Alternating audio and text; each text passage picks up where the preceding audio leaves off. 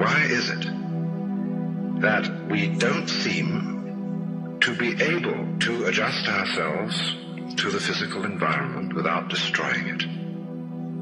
Why is it that in a way this culture represents in a unique fashion the law of diminishing returns, that our success is a failure, that we are building up, in other words, an enormous technological civilization which seems to promise the fulfillment of every wish almost at the touch of a button. And yet, as in so many fairy tales, when the wishes finally materialize, they're like fairy gold. They're not really material at all. In other words, so many of our products, our cars, our homes, our clothing, our food, it looks as if it were really the instant creation of pure thought.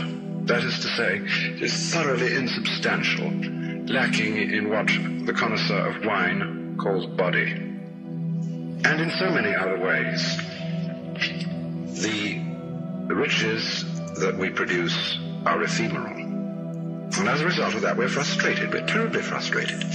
We feel that the only thing is to go on getting more and more.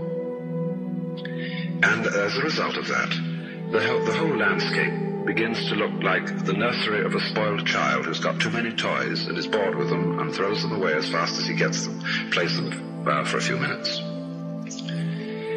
Also, we're dedicated to a tremendous war on the basic material dimensions of time and space. We want to obliterate their limitations. We want to get everything done as fast as possible. We want to convert the rhythms and the skills of work into cash, which indeed you can buy something with, but you can't eat it.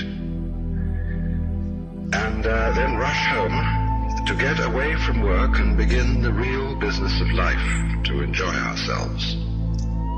You know, for the vast majority of American families, what seems to be the real point of life, what you rush home to get to, is to watch an electronic reproduction of life. You can't touch it. It doesn't smell, and it has no taste. You might think that people getting home to the real point of life in a robust material culture would go home to a colossal banquet or an orgy of lovemaking or a riot of music and dancing. But nothing of the kind. It turns out to be this purely passive contemplation of a twittering screen. You see mile after mile of darkened houses with that little electronic screen flickering in the room. Everybody isolated, watching this thing, and thus in no real communion with each other at all. And this isolation of people into a private world of their own is really the creation of a mindless crowd.